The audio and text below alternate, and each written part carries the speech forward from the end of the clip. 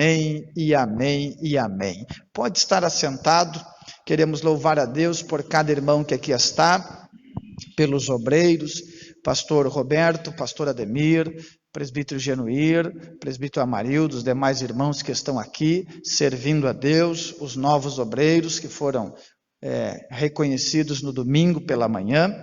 Nós louvamos a Deus porque nós estarmos aqui com a Bíblia aberta é um grande privilégio.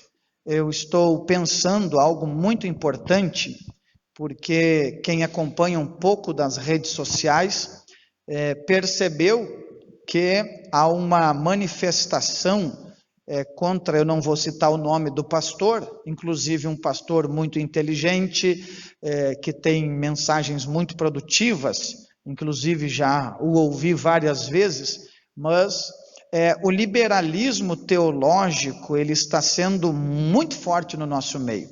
E quando eu falo liberalismo teológico, nós temos que tirar da nossa mente a ideia vinculada ao que é ser liberal, que foi construído na nossa mente. Liberalismo teológico não tem nada a ver com mudanças de costume, tem a ver com uma mentalidade que aprova aquilo que Deus não aprova. E o liberalismo teológico, ele está associado a uma agenda programada pelo inimigo para desconstruir os valores cristãos. E esse pregador, ele, dentro de um contexto que eu assisti toda a sua mensagem, ele fala da necessidade de atualizar a Bíblia Sagrada, a necessidade de atualizar os textos. E nós cremos que a Bíblia não precisa ser atualizada porque ela é a palavra de Deus. E se ela vem de Deus, Deus não se desatualiza, porque Deus nunca esteve preso no tempo. Ele é o dono do tempo. Então nós temos a conclusão que o maior perigo não está em função dos que odeiam a Bíblia, mas está em função daqueles que fazem mau uso da Bíblia Sagrada. É por isso que nós estamos aqui para abrir o texto, olhar, pedir confirmação do Espírito Santo e viver esta palavra. Então eu quero louvar a Deus por todos nós que estamos aqui, e nós vamos ser ortodoxos naquilo que Deus está nos ensinando. A segunda observação que eu faço antes de começar o estudo é que somente o Espírito Santo é que pode ajudar o pastor a pregar, porque é notório que a pregação é uma sentença liberada pela boca de Deus quando é inspirada pelo Espírito Santo, e é notório que quando Deus fala e Deus dá uma instrução, é porque Deus já sabe o que vai acontecer logo após a instrução ou amanhã. E a experiência pastoral me ensina que todas as vezes que alguém ignora aquilo que se ouve, se depara com um problema e não sabe solucionar, mas ouviu a solução um dia antes. Então, os casos que nós estamos tratando frequentemente são casos que poderiam ser evitados se de fato a gente ouvisse a Bíblia com o coração e não só com os ouvidos. Claro, na função pastoral, a paciência se estende e a gente senta e ouve, mas quem soluciona o problema é a obediência com a palavra de Deus. E hoje nós vamos encerrar a nossa série das bem-aventuranças, e terça-feira que vem Deus vai nos inspirar para um novo assunto. Só que hoje nós vamos encerrar esta série em Mateus capítulo 5 e versículo de número 9. E quem gosta de anotar, a minha aula vai ser muito didática. Não vai ser muito complicada hoje, tá bom? Então, você que gosta de anotar, nós vamos estudar Mateus capítulo 5 e versículo de número 9. Louvamos a Deus por aqueles irmãos que podem nos acompanhar por meio da transmissão do Facebook, e também louvamos a Deus por aqueles irmãos que nos justificaram pedindo a bênção porque não podiam estar aqui hoje. Mateus capítulo 5, versículo 9 diz assim: Bem-aventurados os pacificadores, porque eles serão chamados filhos de Deus. Eu vou ler de novo. Bem-aventurados os pacificadores, porque eles serão chamados filhos de Deus. Antes de entrar nesse estudo, Quero compartilhar com vocês que no domingo o Espírito Santo falou conosco que nós vamos entrar o mês de novembro com este tema, né? O mês de novembro vai ser o mês da ousadia. E em cada semana de novembro, nos cultos, os pregadores, eles vão tratar sobre um aspecto da ousadia. E eu queria que você pegasse a palavra, porque você vai conquistar coisas fenomenais no mês de novembro. Quem recebe esta palavra, tá bom? Vamos lá então. Agora nós vamos concluir a série das bem-aventuranças. E aqui Jesus, ele está sendo incisivo no seu ensino, dizendo que feliz, ou mais que felizes, são aqueles que são promotores da paz. E eu sempre tenho defendido a ideia que a paz não é algo abstrato que cai do céu. A paz é um ambiente produzido por quem ali está. Não se deve simplesmente orar pela paz, se deve promover a paz. Quando vocês leem, por exemplo, o apóstolo Tiago, ele diz assim: de onde vêm as guerras entre vós? Guerra é a perturbação da paz. E ele diz: de onde vêm as guerras entre vós? Nenhum momento ele atribui as guerras ao diabo. Ele diz: não é dos vossos deleites carnais que surgem as guerras, as competitividades, esse sentimento de preeminência, a amargura, tudo é fruto de pessoas que caminham na carne. Então, quando Jesus diz assim: felizes são os pacificadores, felizes, mais do que felizes, são os que entendem a sua missão de preparar o ambiente para que o Senhor Deus governe nele. Perceba que nós estudamos que o Sermão do Monte é o código de ética do reino de Deus. Quem lembra que foi falado isso várias vezes? Então, o Sermão do Monte é o código de ética do reino de Deus.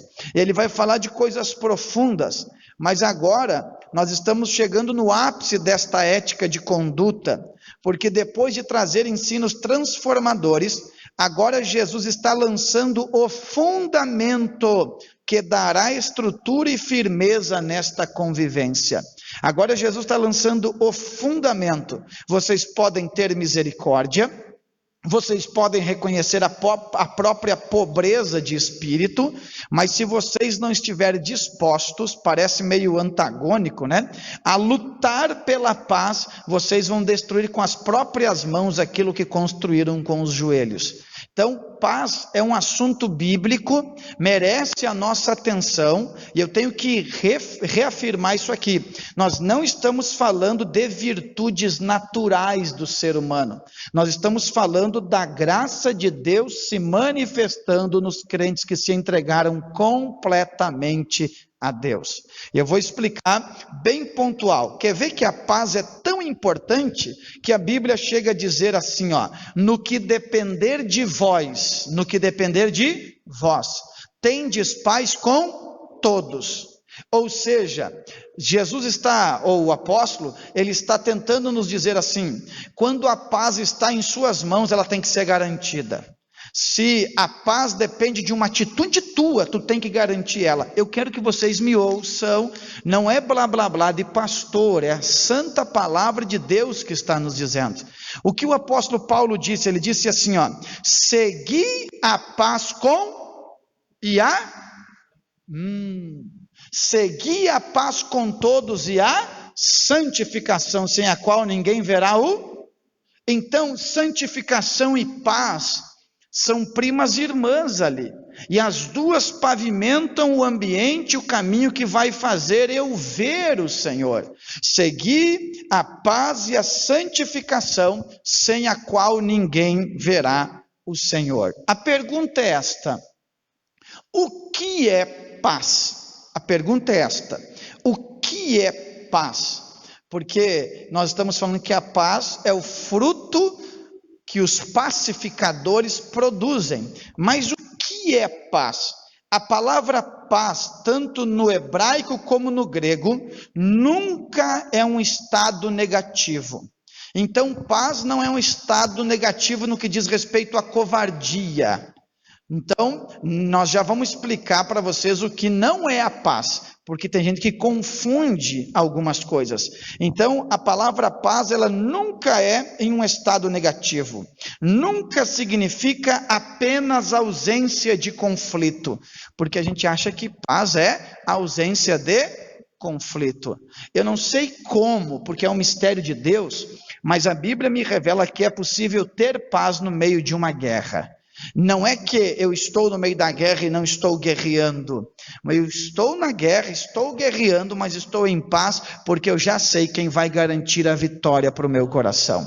Então, a paz é incluir o bem-estar geral do homem, é a libertação do mal e a presença de todas as coisas boas. Isto é paz que o texto do hebraico e do grego vai trazer para nós. Esta questão de nós estarmos cercados de todas as coisas boas. Agora, esta palavrinha de 3 letras, ela tem um significado muito grande. Anote aí se você quiser.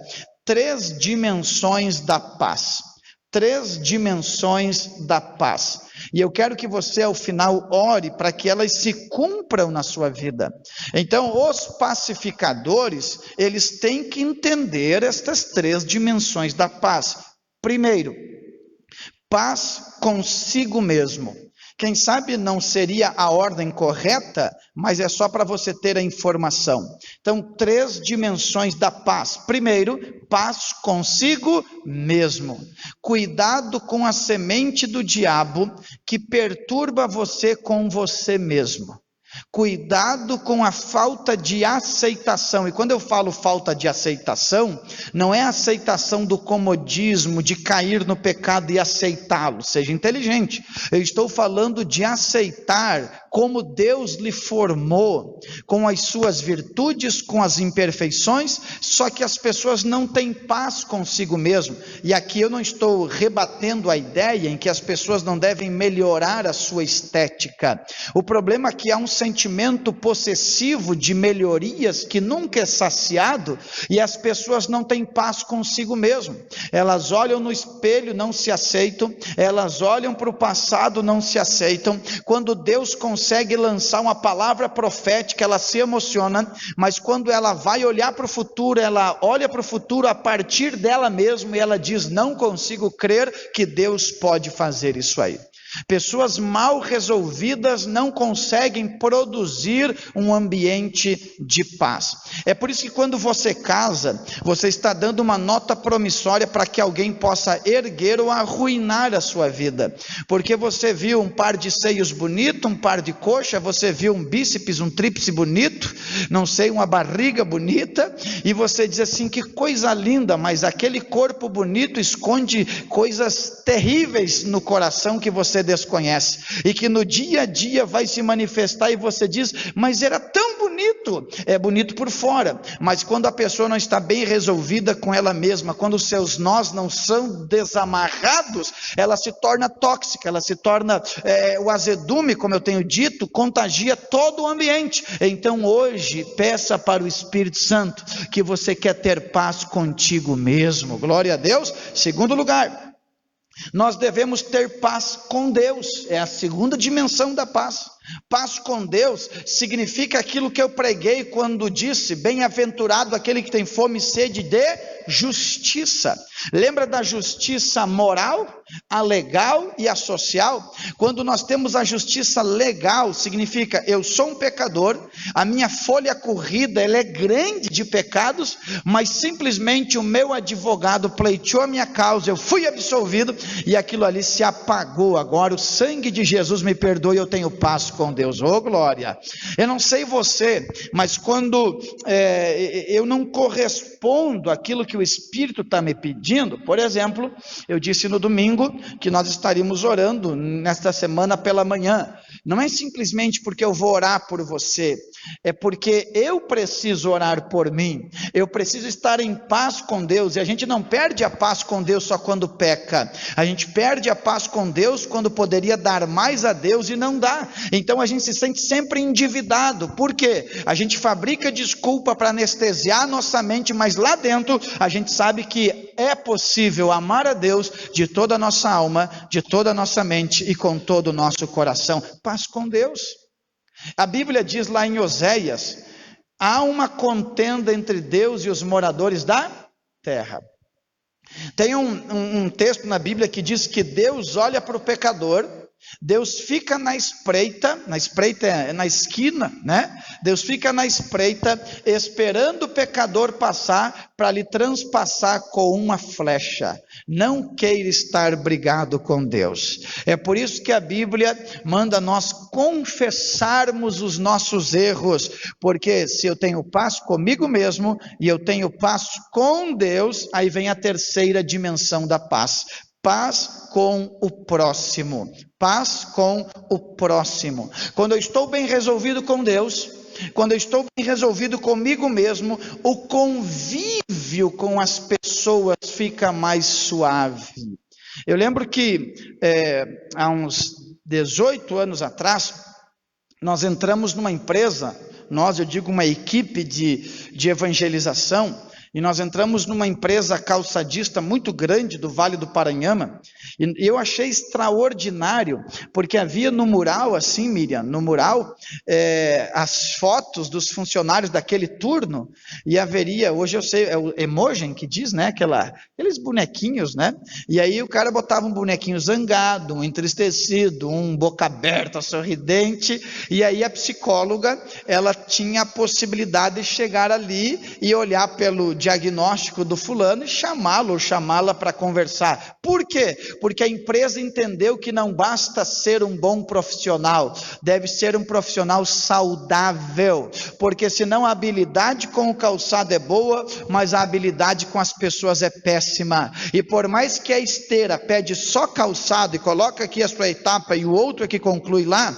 a esteira da vida não pede calçado, pede relacionamentos. É por isso que Deus quer nos dar relacionamentos saudáveis aqui na igreja. Quem dá glória a Deus por isso?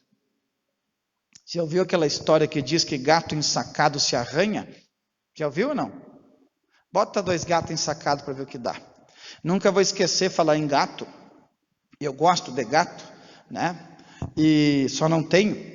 Mas eu lembro que um amigo meu, um dia nós passamos num lugar e ele me disse: tu gosta de gato, né? Eu gosto. E aí tinha mas pensa, um siamês bonitão lá. E ele disse: vou roubar para ti. Eu: pega, rapaz, tô junto contigo. E ele saiu correndo e botou aquele gato debaixo da blusa. Mas ele deu só 20 passos e não conseguiu mais. Acabou o sonho de pegar o gato siamês. Ele saiu tudo arranhado. Porque gato ensacado se arranha. Mas nós somos crentes, filhos de Deus, e não nos arranhamos. Deu para entender? Paz comigo, paz com Deus e paz com o próximo. Tu vai voltar para casa e vai ser uma bênção a sua casa, vai ter paz. Pastor, como é que a paz vai cair do céu? Não, está dentro de você, tu vai exteriorizar ela com habilidade. Quem dá glória a Deus por isso? Vamos lá então? Quem está anotando, coloque assim, ó: o mundo dá demonstrações de que não tem paz. O mundo dá demonstrações de que não tem paz. Tá bom?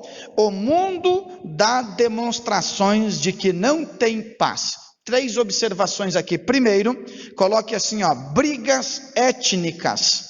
Então o mundo revela que não tem paz. É só observar os conflitos.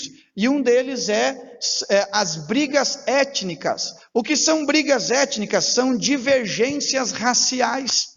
São etnias que estão dentro da mesma nacionalidade, mas que representam bandeiras diferentes. Esses dias eu e Miriam assistindo o jornal, né? A gente ficou abismado, quem sabe é uma realidade do Brasil, mas que a gente não vive. Não obstante nós estarmos em uma região italiana, pode haver alguma manifestação de racismo, mas não é aquela coisa tão incisiva, tão pública como em outros lugares.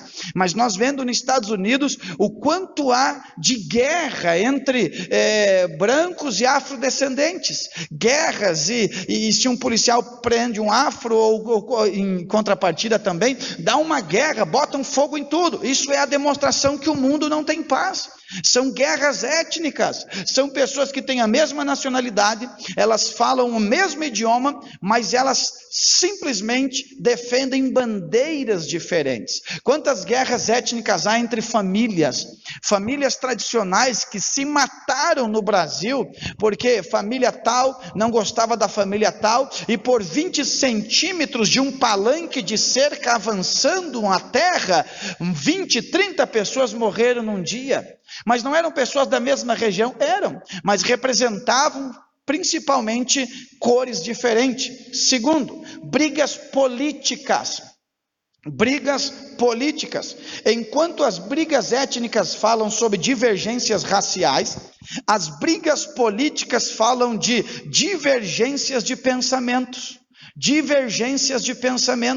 E isso nós vemos, irmãos, agora mesmo, até o dia 15, você vai ver que uns vão virar anjo e outros vão virar diabo do dia para a noite. Vai ser uma guerra tremenda. O mal fica bom, o bom fica mal, é uma bagunça. Em um tempo de fake news que você joga o travesseiro cheio de penas na montanha e que ninguém mais, lembra da analogia? Ninguém consegue recolher. São brigas políticas. Eu acho interessante, você liga lá na televisão, lá o programa TV Câmara, e eles para insultar eles e falar palavra de baixo escalão, porque tem palavra de baixo escalão lá, só que primeiro eles começam a dizer assim, ó, Senhor excelentíssimo, não importa o que eles vão falar, mas primeiro tem que chamar de excelentíssimo. E na verdade o interesse não é o bem comum da democracia ou da sociedade, é simplesmente levantar uma bandeira. Tem gente que é tão política, e eu sou livre disso, glória a Deus, que não tem uma visão de construção de ideais e uma visão de potencial, mas tem um número, tem uma cor, não importa quem vai representar, se é daquele número eu estou junto, eu não, quero saber quem é, de onde vem, o que faz, qual é o seu estatuto, o que pensa, qual a bandeira que defende. Aí ele pode usar uma bandeira que fala bem, mas a história dele depõe contra aquilo que ele está defendendo, está entendendo? Quantas pessoas falaram que defendiam a família tradicional, e quando chegaram lá fizeram qualquer bagunça. É divergência de pensamento, e só Deus pode revelar o pensamento de alguém para nós. Terceiro, brigas religiosas, coloca aí. O mundo não tem paz, é briga religiosa, gente. É o da cultura afro brigando contra o cristianismo brigando com o próprio cristianismo, é a placa tal brigando contra a outra placa, é uma divergência de crenças, e na verdade, geralmente os que brigam nem Bíblia conhecem, eles vivem em função, Bernardo, do que me disseram. Então o mundo não tem paz. Não espere encontrar paz no mundo, porque a paz é de Jesus, mas é promovida por aqueles que servem o príncipe da paz. Glória a Deus por isto. Deu para entender o que o pastor disse até agora? Agora coloque aí, ó. O que não é paz? Espera aí, pastor, o que não é paz? Porque a gente tem uma ideia cultural, pastor Ademir, e constrói um pensamento que daqui um pouco não é bem aquilo ali. Temos um entendimento equivocado sobre a paz. Leituras erradas produzem aplicações erradas. O que não é paz? Primeiro, ambiente de cemitério. Ambiente de cemitério. Pensamos que paz é um lugar silencioso e que não há nenhum problema. Então, paz não é um ambiente de cemitério. E hoje eu estava pensando que o dia 2 está chegando, e é normal a gente atender essas implicações. E aí eu pensando sobre o cemitério, anotei assim, ó, no cemitério há muitos paradoxos e sentimentos. Porque lá no cemitério tem o momento das maiores riquezas. Por quê? Porque ali tem pessoas que tinham sonhos extraordinários, mas morreram. Mas ali também tem o ambiente das maiores pobrezas, porque ali tem histórias obscuras de gente que fez maldade para o ser humano, tem coisas que a vida não vai revelar, será revelado após a morte. Então o cemitério não representa a paz, ainda que tu passe lá e eles coloquem em latim pax, mas não representa a paz. Porque quando a pessoa vai, a dor acende, ou alguns a raiva. Eu sei de gente que já foi lá no cemitério para olhar na frente do túmulo, olhar para a fotinha e dizer: eu estou aqui, você está aí. como se a pessoa estivesse vendo ou ouvindo, mas é o fulano mal resolvido que foi fazer isso. Então, paz não é ambiente de cemitério. Segundo, paz não é concordar com tudo. Paz não é concordar com tudo. Por quê? Porque haverá momentos em que nossos valores morais e espirituais deverão ser defendidos com posicionamentos firmes. Vai ter momentos que nós vamos ter que, de maneira enérgica, defender aquilo que Deus nos deu, aquilo que o Senhor nos proporcionou. Então, paz não é concordar com tudo. Terceiro, paz não é passividade. Não é passividade. Passividade tem a ver com não agir diante das circunstâncias. Escute isso aqui. Paz não é passividade. Escute. Passividade tem a ver com não agir diante das circunstâncias. Paz é o sentimento que me leva a agir de maneira correta diante das circunstâncias. Passividade me inibe, não permite eu agir. Paz me dá sabedoria para eu agir de maneira correta diante das circunstâncias. Quantos querem ter paz? Paz. Tudo que o inimigo quer é perturbar. Você já viu o jogo de futebol ou um filme de briga? A intenção de um é desconcentrar o outro, roubando-lhe a paz. Ele lança um comentário, por exemplo, um filme, assisti esses dias de briga, né?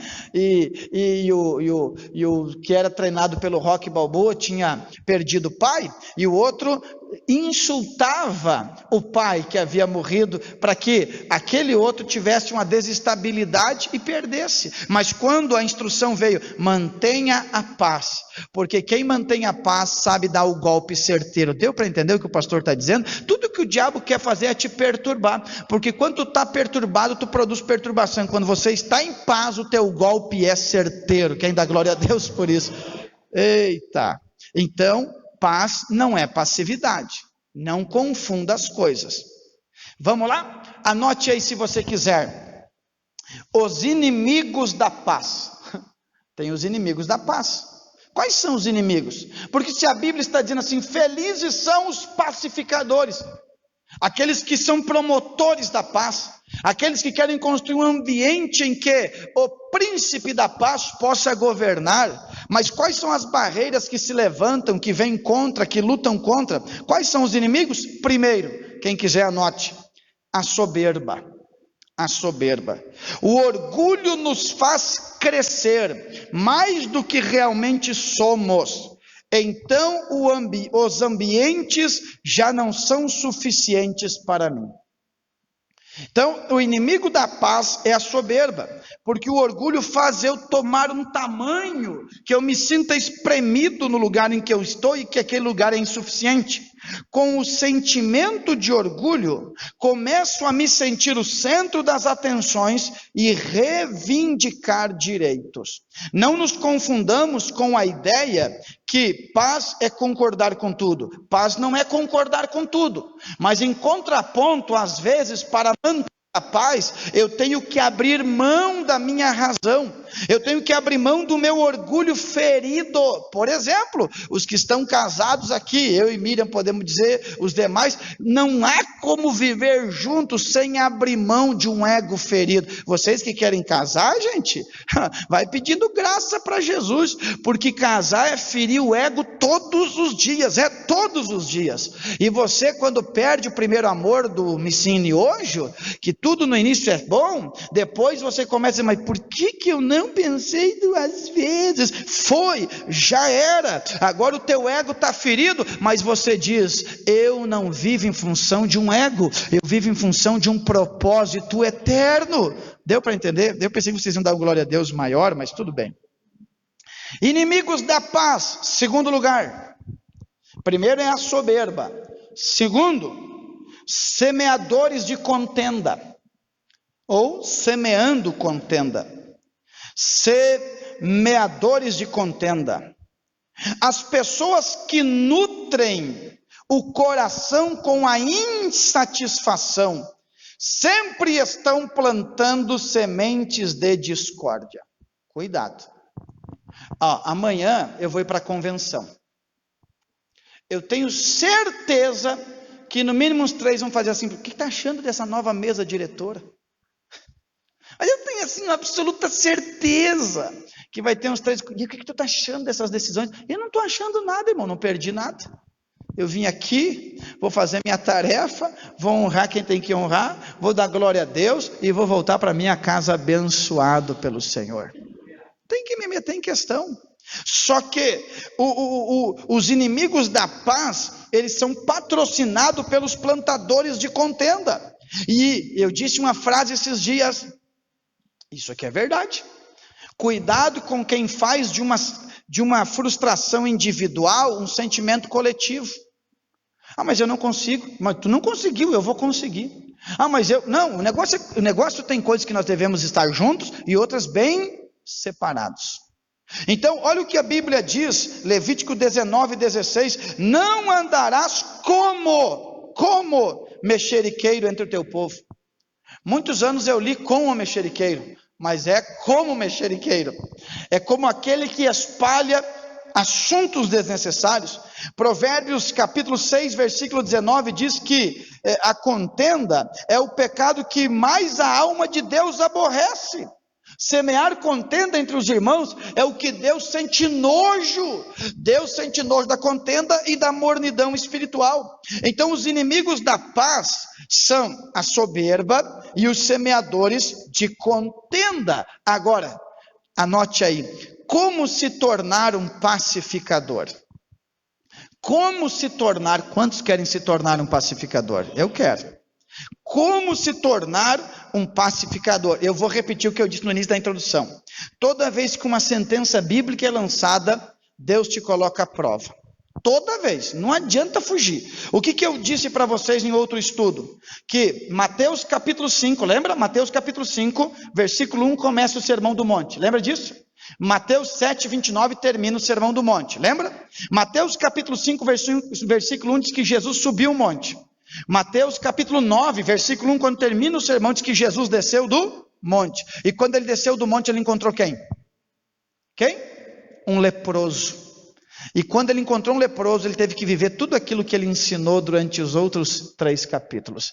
Quando eu aprendo, Deus cria uma circunstância para eu pôr em prática. E se eu estou pregando sobre os pacificadores, seguindo a ordem daquele estudo que nós começamos, é porque amanhã o contencioso vai te procurar e você tem que ser um pacificador. Quem recebe esta palavra?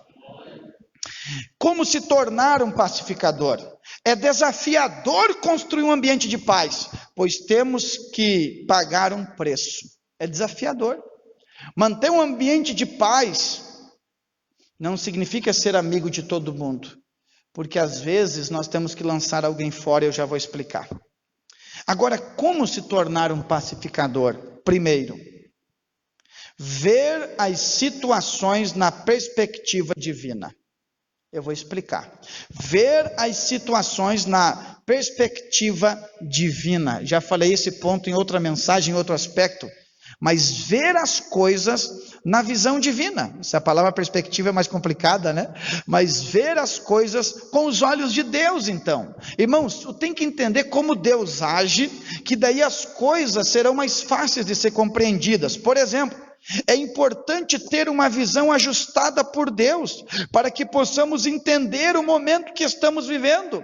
As pessoas brigam porque elas estão me perseguindo. Você chama de perseguição, na perspectiva divina é tratamento. As pessoas dizem assim, não me querem, e Deus diz, simplesmente é o preparo. Então, eu me torno um pacificador quando eu começo a ver as coisas com os olhos de Deus. É por isso, irmãos, que quando eu vou tratar um problema, eu fico imaginando que eu tenho que repreender o diabo, amar a pessoa e conduzi-la para entender o que Deus está fazendo. Eu tive um querido irmão, que eu amo ele em Cristo, e que todas as vezes que havia um conflito aqui na igreja, eu tratava de explicar para ele, e ele dizia, o senhor não está me defendendo, o senhor não está entendendo que estão me perseguindo. Eu digo, é o tratamento de Deus, é coisa de homem, mas Deus não desce do céu para tratar ninguém, Deus usa gente para tratar gente. Então, quando eu vejo as coisas na visão de Deus, eu entendo que o Roberto não é meu inimigo. Ele pode em algum momento ter errado ou ter dado vazão, mas ele não é o meu inimigo. Meu inimigo é o diabo. Eu tenho que repreender o diabo, oh, glória a Deus por isso. Então eu tenho que ver as coisas com a visão de Deus, a visão do céu, o que Deus está fazendo. Aí, eita, aí você vai se colocar, vai ter dois falando. É porque isso, porque aquilo, porque... Aí você diz, calma aí. Paulo, quando escreveu aos Tessalonicenses, ele diz assim, ó, anime uns aos outros, dizendo, perto está o Senhor. Não, mas eu não, para com isso, perto está o Senhor. Não, mas eu não estou entendendo, porque eu vou chutar o balde. Não, perto está o Senhor. Ah, mas estão me judiando, falar de mim. Para com isso, perto está o Senhor, glória a Deus. Visão de Deus. Eu só me torno um pacificador se eu vejo as coisas como de Deus. Porque tem uma história, uns piadistas antigos, e eles contavam muito a história do Pedro Malazarte, tá? E eles contavam que isso não é real, é só uma anedota, né? Que o Pedro da Bíblia não era Malazarte. Mas diz que Pedro Malazarte estava com os discípulos de Jesus, e daqui um pouco tinha um bicho morto, fedendo, cheio daquilo que vocês sabem, né? E mosca. E os discípulos junto com Pedro começaram a dizer, ai que nojo, que nojo. E Jesus chegou bem pertinho daquele cadáver do animal, e todos eles com nojo, e Jesus disse assim, claro que é uma anedota. Jesus disse assim, mas que arcada dentária bonita que tinha esse bicho. Você tem duas opções, ver a carniça ou pelo menos ver os dentes que são bonitos.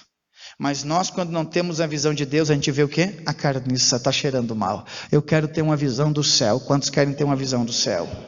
Segundo, como me tornar um pacificador? Em segundo lugar, simplesmente não deixe no seu coração aquilo que não vale a pena.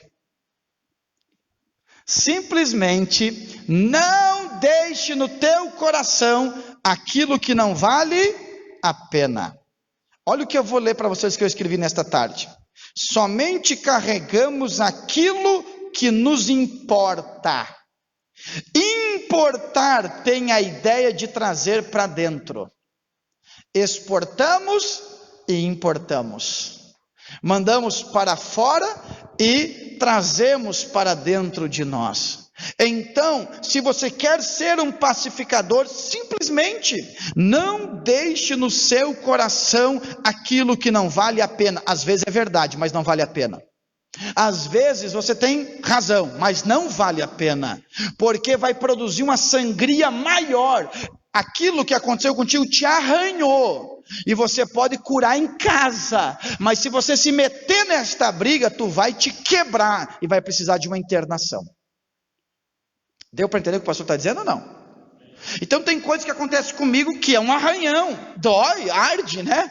Não tem problema, mas eu prefiro um arranhão do que simplesmente me meter, revogando um direito, lutando por algo que não deveria estar dentro de mim, mas eu importei para dentro de mim, e aí aquilo ali vai me quebrar ainda mais. Então diga, Senhor, eu solto aquilo que não me pertence, glória a Deus por isso. Deu para entender, Miriam? Só é importante, diga comigo, só é importante aquilo que eu importo. Deu para entender? Por exemplo, regozijo significa voltar ao gozo. Restaurar significa, ou reformar, voltar à forma. E respeito tem a ver com voltar a ver o que tem dentro do peito. Então, quando alguém exige para você, tenha respeito, ele está dizendo assim, respeite aquilo que importa para mim. Respeite aquilo que importa para mim. Então, se eu quero me tornar um pacificador, eu devo ser seletivo naquilo que eu vou importar, porque aquilo que eu carrego define o que eu sou e o que eu vou fazer. Então hoje, pela palavra do Senhor, ele diz, tomai o meu jugo e o meu fardo que é leve, oh glória. Vamos lá que o horário não ajuda nós. Em terceiro lugar, agora sim, terceiro lugar, repreenda qualquer princípio de perturbação. Repreenda qualquer princípio de perturbação. Como eu vou me tornar um pacificador? Repreenda qualquer princípio de perturbação. Eu vou lhe explicar. É muito importante a gente não dar continuidade para aquilo que pode gerar uma tormenta. Quer anotar um texto bíblico? Anote 1 Coríntios 5 e 6. Olha o que diz 1 Coríntios 5 e 6. Não sabeis que um pouco de fermento, o que acontece? Faz levedar toda a massa. Mas é muito fermento? É um pouco. É um pouco. A gente nem viu quando entrou, mas um pouco de fermento leveda uma massa toda. Olha o que diz aí, anote, Provérbios 25, 23. Olha o que diz esse texto. O vento norte afugenta a chuva. Guarda isso aqui. Provérbios 25, 23. O vento norte afugenta a chuva. O que o vento norte faz? Afugenta. Agora eu vou ler do que eu escrevi de novo. É muito importante a gente não dar continuidade para aquilo que pode gerar uma tormenta. O vento norte afugenta a chuva. O Dag Mills, o escritor do livro Lealdade e Deslealdade, ele chama o vento norte de expressão facial. Expressão facial. As pessoas têm que ver na tua cara que tu não está concordando com o que eles estão fazendo. Elas têm que ver na tua cara que você não está dando continuidade para aquela tagarelice. Elas têm que olhar e quando a perturbação começar, a murmuração, elas vão te olhar e dizer assim, ele ou ela não é participante do que nós estamos falando. Tem momentos que é melhor se levantar e sair, mas quando não der para levantar e sair, a tua cara tem que dizer que você não está concordando. Eu disse para a Miriam, porque a gente é muito atencioso, muito amoroso, e a gente vai ir atender as pessoas, né, Miriam? E as pessoas começavam a falar, e falavam, vocês falam mal um dos outros, é interessante, a igreja é tão bom ver do lado de cá, porque a gente, bem assim, fulano não presta, aí no outro dia tu vê todo mundo junto, e diz assim, mas em que momento se acertaram? Em que momento, porque eu não sei, porque daqui um pouco se acertaram, também não tenho nada que ver. Que momento se acertaram? Então eu e Miriam tinha aquele costume de, enquanto a pessoa ia contando problema, Sônia, a gente fazia assim, Esse na leitura de alguém que quer um cúmplice, significa, está concordando comigo. Logo, todo o texto que eu falei, eu boto a assinatura dele embaixo. Então eu e Miriam, a partir de agora, escutamos dizer assim, Aí um dia a Miriam começou, eu digo, para mulher. Para mulher, lembra-me? Para mulher. Por quê? Quando alguém vê na tua expressão que você concordou, ela tira da boca dela, coloca na tua mente e coloca a tua assinatura embaixo. Deus dará vento norte para quem quer ser um pacificador. Irmão, diga a glória a Deus aqui. Porque um pouco de fermento leveda a quarto lugar. Meu Deus. Essa aqui vai ser legal. Aprenda a dar presentes. Como se tornar um pacificador? Aprenda a dar presente. Os casais entendem isso. A irmã está meia em TPM, chega lá com uma barrinha de chocolate, cada uma tem uma linguagem, umas é flor, outras se der flor se ofende, não vai que o manual não é certeiro para todo mundo. Né? Convida para comer um ovo mexido com um arrozinho, né? O Carlinhos, estou ofendido com a Maiara, ela que me convida para janta hoje. Dá presente, não é verdade? Lembro que eu ensinei vocês na outra bem-aventurança, que se o teu inimigo tiver fome, dá-lhe se tiver sede, porque fazendo assim amontoará as brasas de fogo sobre a sua presente. A pessoa vem lhe odiando, quer implantar uma contenda, daqui um pouco do nada você chega lá e diz, lembrei de você. Porque a bondade constrange a maldade implantada no coração das pessoas. Quer ver? Geralmente a gente piora a situação pois pensamos que ignorando as guerras já estamos vencendo. Claro que não, gente. Anote aí, eu não vou poder citar todo o texto, mas leia em casa. 1 Samuel capítulo 25. 1 Samuel capítulo 25 vai contar a história de Abigail. Quem já ouviu falar de Abigail? Eu vou resumir a história. Davi, em um certo momento, abrigou os servos de Nabal. Nabal, o nome do marido de Abigail, Nabal significa louco, significa nécio. E em um dado momento, os servos de Nabal foram abrigados por Davi. Aí chegou um momento que Davi tinha que passar pelas terras de Nabal e mandou servos irem lá. E a Bíblia diz que Nabal era homem rude, que ninguém, está na Bíblia, que ninguém tinha coragem de falar com ele. E quando chegaram os servos de Davi, Miriam, chegaram lá, eles falaram: nosso Senhor, ele acolheu os servos de vocês enquanto eles estavam trabalhando, e ele está pedindo auxílio e passagem por aqui. E os servos de Nabal sabiam que era verdade, mas não podiam falar. Nabal disse: quem é esse Davi, mais um escravo que foge do seu dono? Ele corta a barba dos servos de Davi, ele corta a roupa que deixa metade da nádega aparecendo e expulsa eles em vergonha. E aí um servo sai correndo e chama Abigail e diz: o nosso Senhor é louco, ele se meteu com Davi, e certamente a sentença de Nabal já está dada, porque, em outras palavras, Davi é sangue no olho, Davi não vai levar desaforo para casa. E Abigail na mesma hora disse: e agora? Ele disse: não, porque Davi foi generoso conosco. Abigail, a mulher sábia, não a contendeira, a promotora de contenda, aquela que diz: é verdade, Nabal, tu é meu macho, não deixa qualquer um passar aqui não. Oh, olha só que tanquinho definido, esse é meu homem. Não, ela disse: esse homem é louco, se meteu com quem não pode dar conta.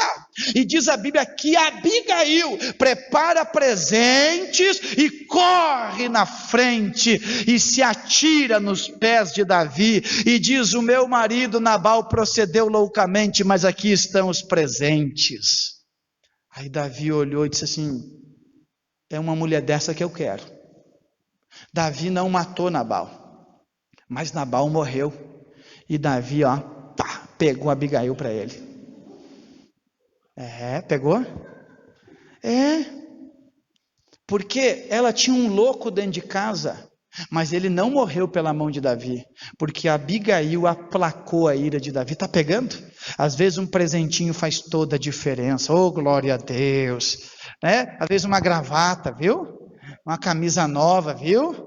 Né? Às vezes o pastor está com vontade assim, né? Aquele hino da harpa, não é da harpa, do outro cantor que diz assim: tira o pino da granada e solta na cara do irmão, né? Aí tu disse: o pastor vai me matar, mas daí tu chegou aqui, né? Meio quilo de queijo, já ficou assim, tudo em paz, gente.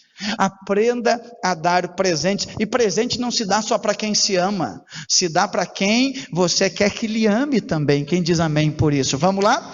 Quinto lugar, coloca aí, já estou terminando. Em quinto lugar, como se tornar um pacificador? Aprenda a dar a resposta certa. Aprenda a dar a resposta certa. Vivemos sempre reagindo, mas precisamos com urgência aprender a agir. Nós somos proativos, nós sempre estamos reagindo. Olha o que diz Provérbios 15, versículo 1: a resposta branda desvia o furor. A resposta branda desvia o furor, mas a palavra dura provoca ira. Vem com tudo e você, né? Eu já me livrei de apanhar. Você dizer: não, tu tá certo, tem razão. Tranquilo, sabia? Porque o meu irmão, o alemão, ele dizia assim: os valentes morrem mais cedo. Mas o que tu quer dizer, cara? Não enfrenta quem tu não pode. Dá uma palavra legal que acaba tudo ali a conversa. Às vezes tu baixa a cabeça, te humilha um pouquinho, mas daqui um pouco está tudo em paz, está tudo tranquilo. A resposta branda desvia Os casados sabem muito mais disso que os outros. Às vezes a vontade é: Jesus, bater não pode, Matar não pode. O que pode? Ficar quieto pode. Então fica quieto. Fica quieto. Porque a resposta certa às vezes não se dá com palavras, se manifesta em silêncio pacificador. Né, pastor Roberto? Pastor Roberto disse que ele gosta tanto do silêncio que um dia ele gravou um silêncio e no meio de um monte de gente falando, ele liberou no gravador o silêncio para ficar tranquilo. Né? Isso é testemunho verídico dele. Você é um homem pacificador. Né? Você parou no meio de um lugar que estava tudo quietinho, gravou o silêncio. Quando a irmã Sônia começou, ele botou o silêncio no ar. Pensa a paz que ficou lá. Palavra na hora certa. Na hora certa. Às vezes você tem todos os motivos, às vezes você tem condições de vencer, às vezes você tem provas para vencer, mas não é a hora de falar nada. A resposta branda desvia o furor. Quantos querem se tornarem pacificadores? Oh Deus! E quais são as bênçãos de um pacificador? Coloca aí, as bênçãos de um pacificador. As bênçãos de um pacificador. Primeiro, viver em honra. As bênçãos de um pacificador. Primeiro, viver em honra. O pacificador sempre está pavimentando o caminho que leva ao ambiente da presença de Deus. Anote, Provérbios capítulo 20, versículo 3 diz assim: honroso é para o homem desviar-se de questões, mas todo tolo é intrometido. É bom ética. Às vezes o pastor está conversando com alguém, tu te mete na conversa. Não te mete, espera terminar a conversa. Daqui a pouco não é para ti, sobra para ti alguma coisa, entendeu? O pastor está conversando e não, fica lá, espera terminar a conversa. Vai que daqui a um pouco está saindo faísca, que daqui a um pouco pega em você e te queima sem querer. Então a Bíblia está dizendo aqui, honroso é para o homem desviar-se das questões. Mas eu aprendi uma coisa, anote aí se você quiser. Ferro e ferrugem andam juntos. Não adianta. O ditado que diz assim, diga-me com quem andas, eu te direi quem tu é. Não pode contra-argumentar, mas ferro e ferrugem, tu pode ter assim, olha para a pessoa e olha quem ela atrai, fica atento. É isso aí, ferro e ferrugem dão certo, porque aqui está dizendo que o homem que ele quer viver em honra, ele se desvia, mas e o tolo? É tolo, então ele se intromete. Então o pacificador, ele vive em honra, porque ele não se mete em questão que não lhe diz respeito, ele conhece o ambiente que lhe pertence e assume com propriedade e não quebra os limites. Quem quer ser assim, diga amém. Vamos lá, segunda bênção de um pacificador, manifestar a nossa origem. Manifestar a nossa origem. Aí eu lhe explico. Geralmente, o que praticamos revela de onde viemos. Ninguém age de modo isolado. Eu revelo a minha criação da minha casa. Eu revelo geralmente o clima bairrista que eu fui criado, aquele crente que nós chamamos no espanhol, ele cristiano botincheiro, né? Que é botinte para tudo que é lado, é o crente vileiro. Quando eu falo de vileiro, eu não falo de espaço geográfico, eu falo de cultura vileira, bairrista. Não se mete comigo que vai tudo, já deu briga. E aí tem lugar que você tem que andar assim, porque se você levantar a cabeça, alguém já está olhando para mim por quê? Vileiro. Gente que não tem autoafirmação, que tem medo do que os outros podem pensar. Agora, a bênção de um pacificador é que ele manifesta a sua origem. Bem-aventurados pacificadores, porque eles serão chamados filhos de... ele é filho de onde ele vem? De Deus. De que casa ele vem? Da casa de que família ele vem? Da família de Deus. Então, a bênção de um pacificador é que ele revela a sua origem. Eu vim do ambiente divino, eu fui treinado, educado pelos protocolos do céu, bendito seja Deus. E em terceiro e último lugar, a terceira bênção de um pacificador é manifestar a natureza divina. Lembremos-nos que não se trata de nós mesmos, se trata do que Deus faz em nós. Porque eu sou influenciado ou pela natureza de Deus ou pela natureza do diabo. Então a bênção de um pacificador é manifestar a natureza divina. Como já aprendemos, as bem-aventuranças são virtudes espirituais. Quando nos tornamos pacificadores, estamos manifestando a natureza do próprio Deus. Olha o que diz Hebreus capítulo 13, versículo 20. Ora, o Deus de paz, pelo sangue da aliança eterna, tornou a trazer os mortos a nosso Senhor Jesus Cristo, grande pastor das ovelhas, ou seja, o Deus de paz. Olha o que diz a Bíblia em João capítulo 14, versículo 27. Deixo-vos a paz, e a minha paz vos dou. Quem falou isso? Jesus. Se você ler Gálatas, a Bíblia vai dizer que um dos frutos do Espírito é paz. Então Deus é paz, Cristo é paz e o Espírito Santo produz paz. Quem é pacificador manifesta a sua natureza divina. Se coloque em pé em nome de Jesus. Não tem outro caminho.